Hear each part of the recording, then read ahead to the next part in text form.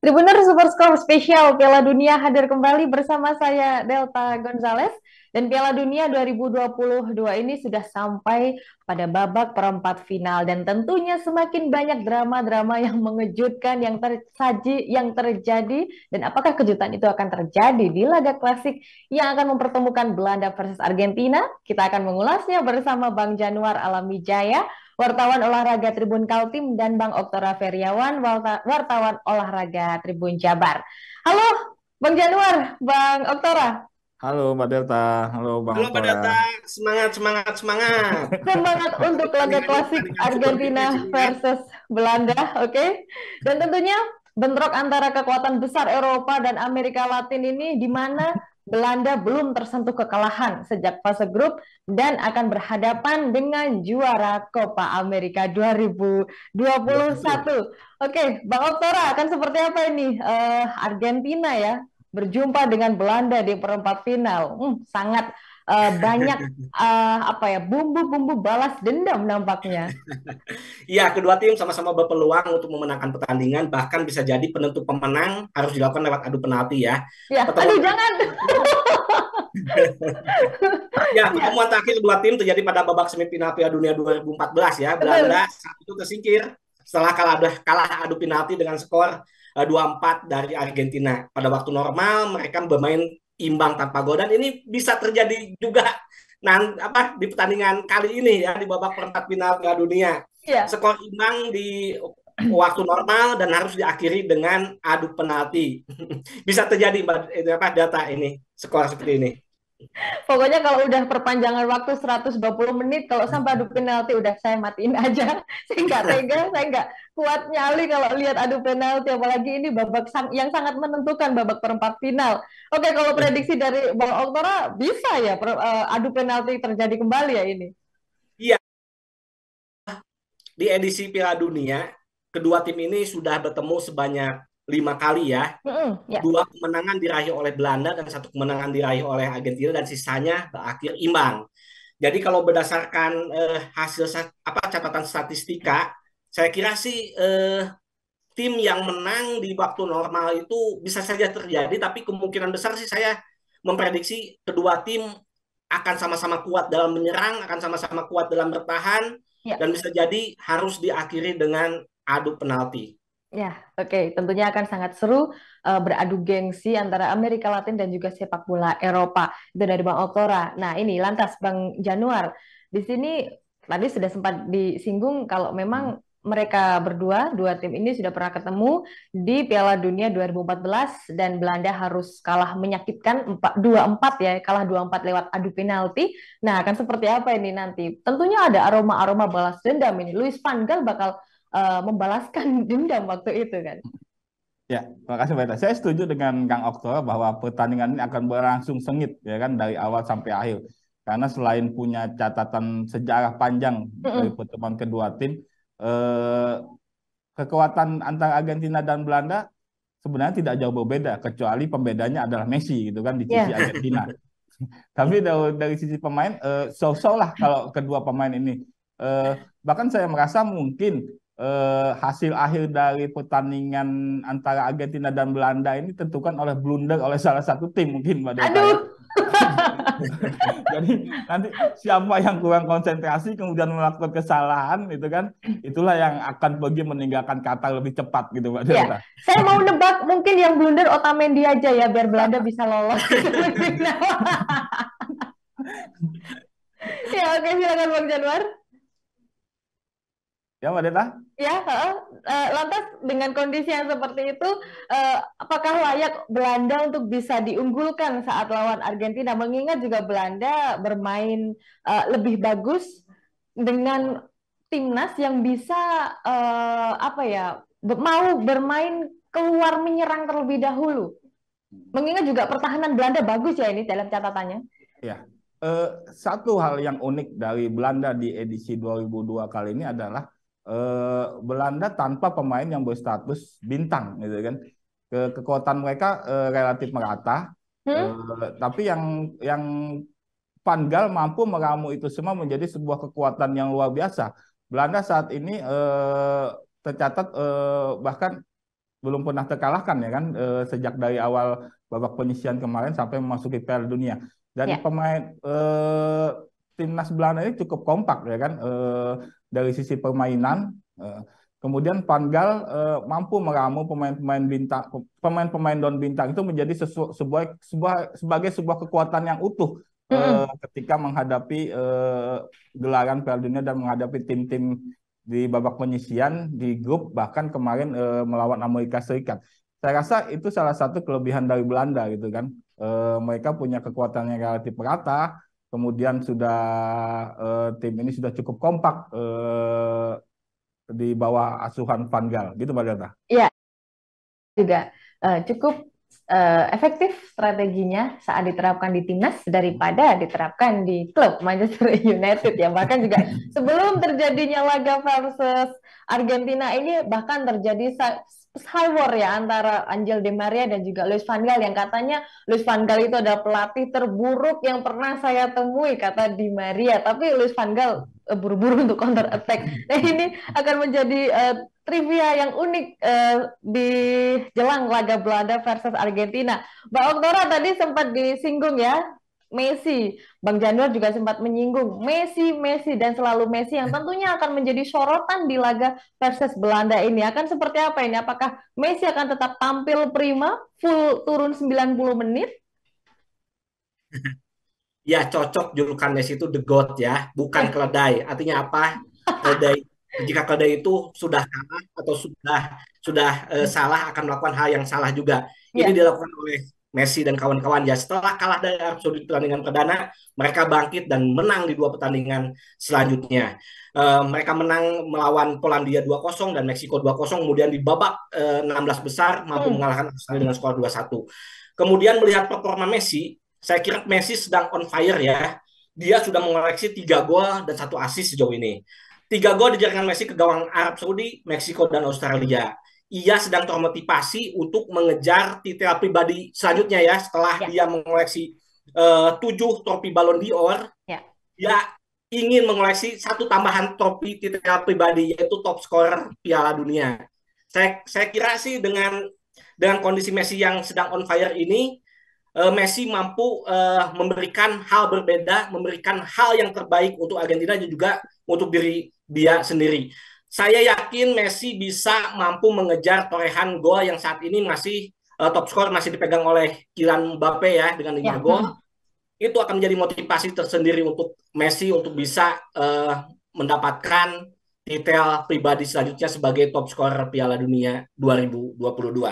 Ya, oke. Dan Messi ini menurut saya juga dia adalah pemain penentu ya, pemain penentu di pertandingan dan punya motivasi tinggi untuk juara, tapi dalam catatan dia bisa membimbing juniornya, bisa mengayomi juniornya di usianya yang memang kemungkinan ini Piala Dunia terakhir untuknya. Beda sama rivalitas sebelah ya, beda sama rivalnya yang sebelah yang selalu aja buat masalah di akhir-akhir jelang purna tugasnya sebagai seorang pesepak bola internasional. Itu untuk Messi yang memang akan menjadi sorotan. Dan gimana nih Bang Januar?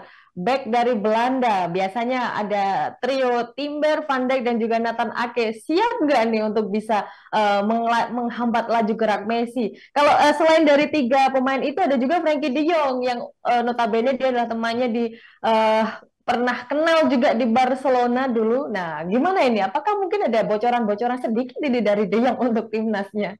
Ya, makasih Mbak Eta. Ketika Argentina bermain, sorotan memang selalu ditujukan kepada Messi dan Messi itu. Tapi kita patut ingat bahwa Messi yang sekarang bukan Messi yang 4 atau 8 tahun yang lalu ya kan. Bahkan ketika di tahun 2014 bertemu Belanda, ketika itu Belanda juga dilatih oleh Opa Van Gaal, Messi mampu dibikin mati kutu oleh Van Gaal. Ketika itu walaupun Belanda kalah dengan adu penalti, tapi Messi kalau tidak salah hampir jarang melesakkan tembakan ke gawang gitu Mbak Delta ya. Jadi saya rasa Van Gaal sudah punya strategi gitu untuk mematikan Messi, apalagi di usianya yang sudah mulai menua gitu kan. Apalagi dengan keberadaan trio lini belakang Belanda yang saat ini bisa kita sebut terbaik di antara kontestan Piala Dunia yang hadir. Di situ ada Van Dijk, Nathan Ake serta Timber gitu ya kan.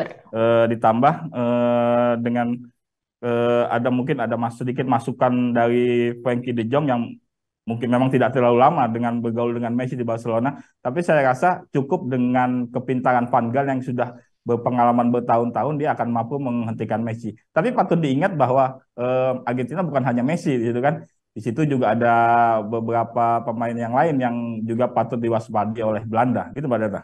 Oke, saya ada sedikit cocok logi nih ya Bang Januar dan juga Bang Oklora.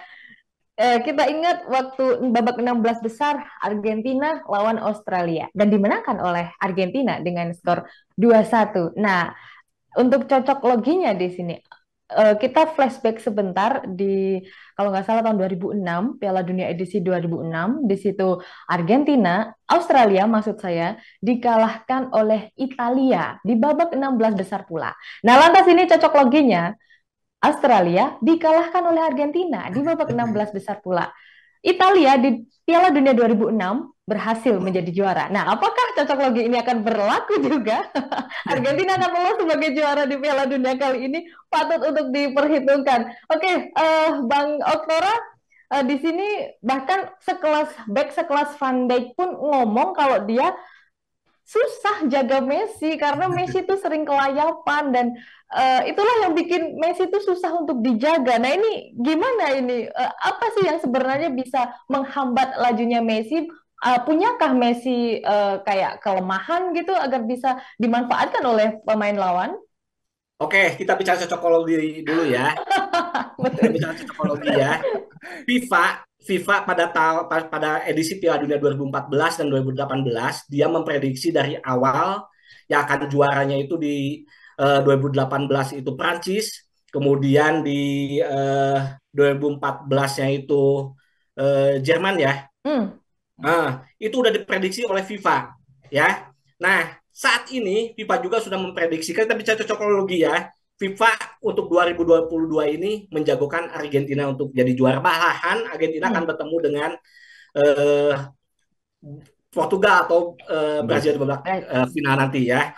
Nah, kita tunggu apakah cocokologi ini benar atau tidak. Nah, kembali lagi ke persoalan Virgil van Dijk ya. Memang di beberapa wawancara media luar negeri bahwa Van Dijk ini dia sangat kesulitan untuk menghadapi Messi. Tapi kita ketahui 3 musim yang lalu di babak semifinal Liga Champions, 2 pemain ini saling mengalahkan ya. Van Dijk mampu membuat mati kutu Messi di Anfield saat itu antara semifinal Liga Champions antara Liverpool melawan Barcelona. Ya. Kemudian di leg kedua di Nou Camp, giliran Messi yang tidak bisa membuat berkutik Van Dijk dan lini belakang Liverpool. Artinya apa? Artinya 2 pemain ini punya kelebihan dan punya kekurangan. Van Dijk menyebut bahwa kelemahan dari Messi itu dia sering bermain mojok, artinya dia sering tidak membantu pertahanan. Dia seringnya itu diam di pojokan lapang ketika Argentina mendapatkan bola, dia baru berlari mencari ruang kosong. Sementara Messi mengaku Virgil van Dijk ini punya kelemahan yaitu konsentrasi. Malahan sahabat dari Messi, Sergio Aguero, dia memberikan kisi-kisi pada Messi bahwa bikin Van Dijk konsentrasinya buyar saat pertandingan. Artinya apa? Ketika Messi membawa bola, usahakan pemain lain bisa membuat konsentrasi dari Van Dijk ini buyar, sehingga Messi bisa leluasa menusuk ke jantung pertahanan. Nah, ini kelemahan ini yang harus bisa dimanfaatkan oleh Argentina, khususnya para penyerang ya. Di sana ada Messi, kemudian ada Papa Gomez yang kemungkinan akan diturunkan menggantikan Lautaro Martinez yang sampai saat ini kita masih menunggu kabar apakah dia bisa diturunkan atau tidak ya. Kemudian kita pun masih berharap Paulo Dybala akan diturunkan saat ini. Ternyata informasi terakhir Paulo Dybala itu bukan cedera, bukan apa, tapi Scaloni menunggu momen yang pas untuk menurunkan Paulo Dybala. Saya harap sih Paulo Dybala akan diturunkan nanti untuk memberikan warna yang baru di permainan Argentina. Kembali lagi ke Messi, saya kira Messi harus bisa memanfaatkan kecepatannya, memanfaatkan kecerdikannya, dan juga memanfaatkan penempatan bola ke gawangnya yang selama ini menjadi andalan dari seorang Leo Messi.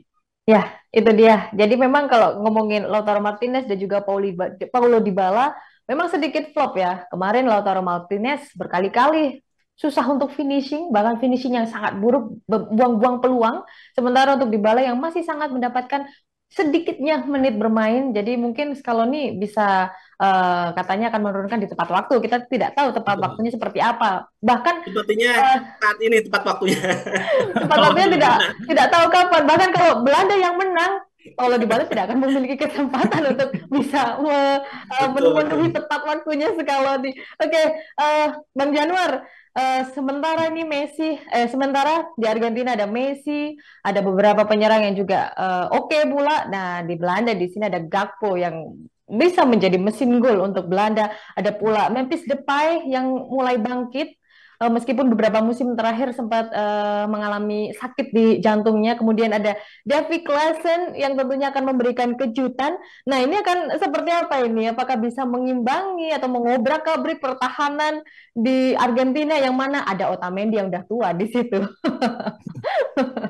Ya, saya rasa Campo ini merupakan salah satu kejutan di Piala Dunia gitu kan. Ya.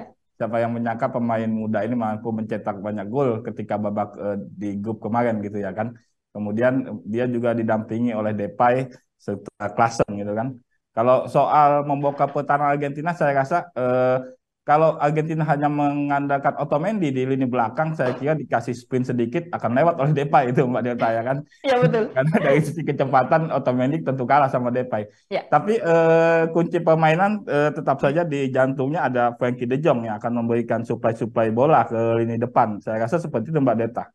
Oke. Nah, kalau kita mundur sedikit ini dari lini pertahanan ada kiper ya, Bang Januar. Noppert yang menurut saya masih biasa-biasa aja, dia hebat karena back-backnya Belanda yang hebat.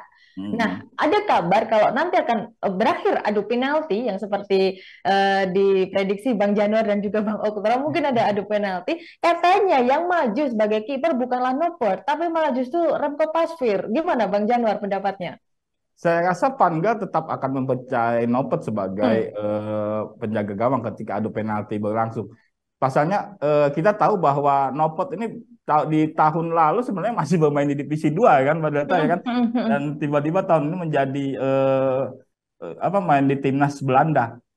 Dan itu merupakan dia punya motivasi tersendiri untuk membawa kemenangan bagi timnas Belanda karena ini adalah penampilan perdananya di Piala Dunia. Dan membuktikan diri bahwa ia memang layak dipercaya mengawal Mistar Belanda.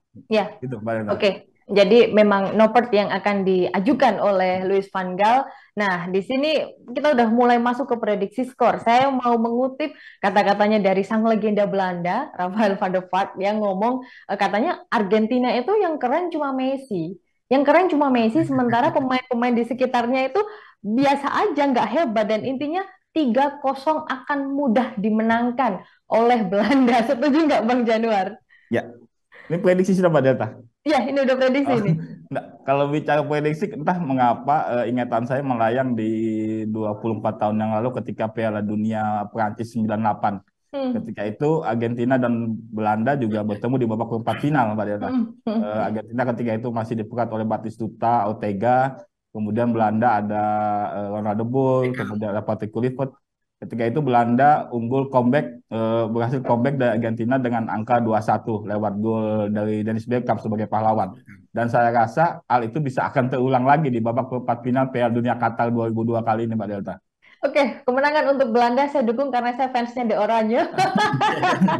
Saya kira Depay bahkan menjadi pembeda di akhir laga nanti. Gitu, Oke, Depay akan menjadi pembeda dan siap-siap menangis untuk Messi. Ini Piala Dunia pertama kamu. Kemenangan untuk Belanda ya Bang Januar?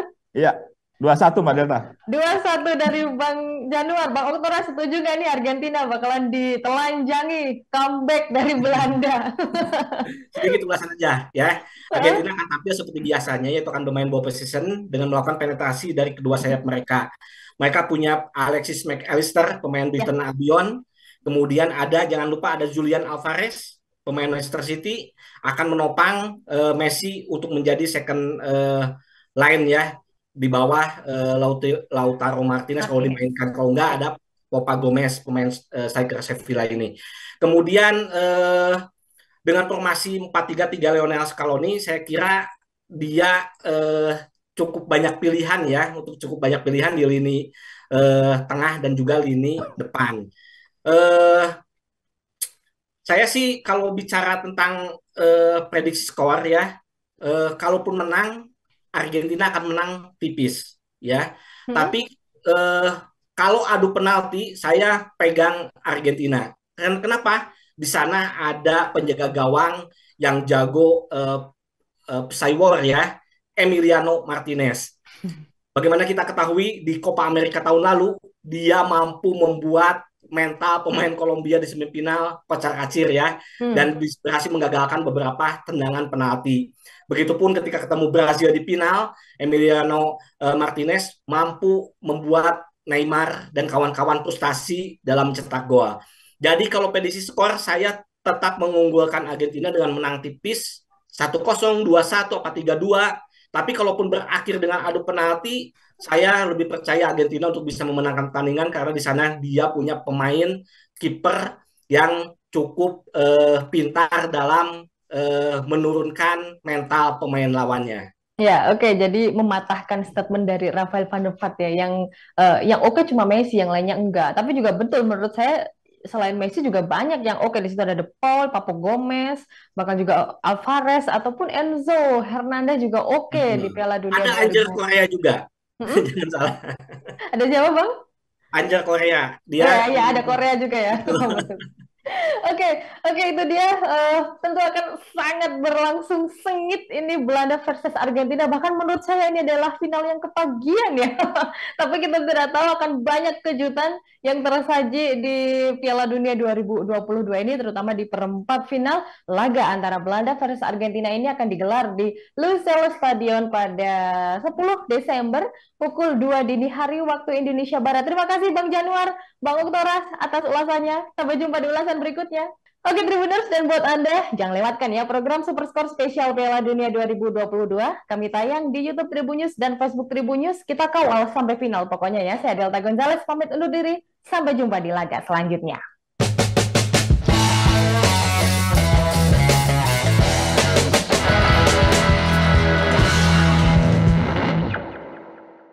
Terima kasih sudah nonton. Jangan lupa like, subscribe, dan share ya.